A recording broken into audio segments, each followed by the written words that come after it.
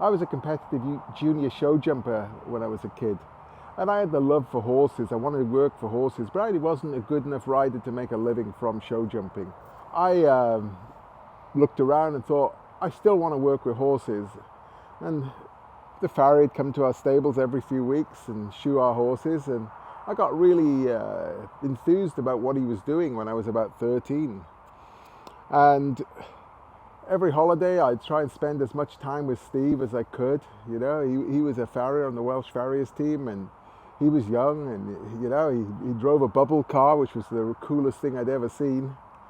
And I started going every holiday, pulling shoes, passing nails, just enthralled by the industry. And I did a 4-year apprenticeship in Cowbridge in South Wales with Steve Langford. Got on the Welsh team, and you know, that was a big accomplishment for me, being able to represent my country. Later I moved to the States and I got onto the American Farriers team, so yeah, another accolade. My international travel started with a conversation with Uli Mustad, and he asked me if I'd start doing some clinics in Brazil and Argentina. And at that time I hadn't done very many clinics, and it was going down to Brazil and meeting the farriers there for the first time and seeing how humble these farriers were, but how eager to learn they were. They'd arrive on foot, they'd arrive on the bus, and they'd be sleeping in the arenas just to be able to come to a clinic. And it was that enthusiasm that's driven me for my whole career, is to give something back. I've been so fortunate, and the only thing I can give back is to share the knowledge that they've all helped me gain. When I do get in the forge now, doing the forge work, yes, I'm still very passionate about it. I still like making shoes. I still like knocking a roadster out.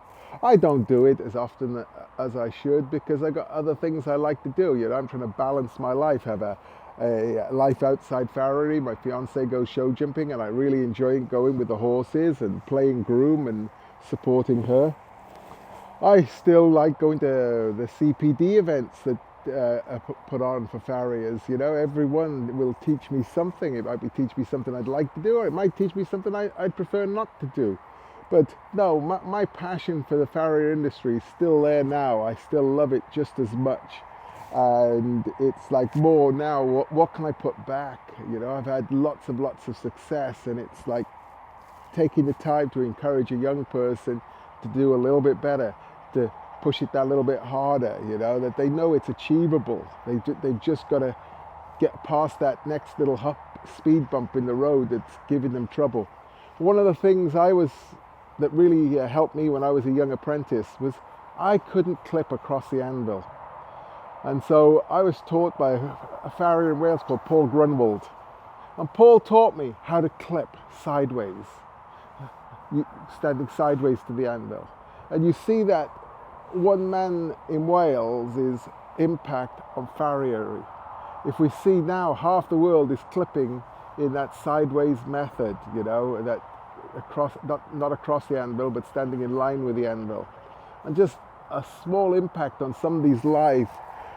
My life, when I was about 17 years old, couldn't clip a shoe, and one man taking 10 minutes with me just transformed my ability to clip shoes. And I think back to that frequently, that maybe, you know, I need to give 10 minutes to another young person. With Farrier, we can't call it a trade, it's a brotherhood. You know, we're all brothers and sisters in the horse industry.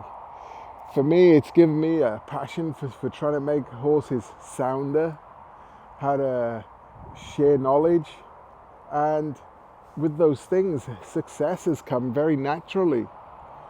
I've had a great lifestyle, traveling to all parts of the world, you know. Some of it was first world countries, like the really nice places in the States and in the Arab region, the United Arab Emirates, or in Europe. And I've gone to second world countries like Morocco, where we're working with people that truly needed their horse to work, or their mule.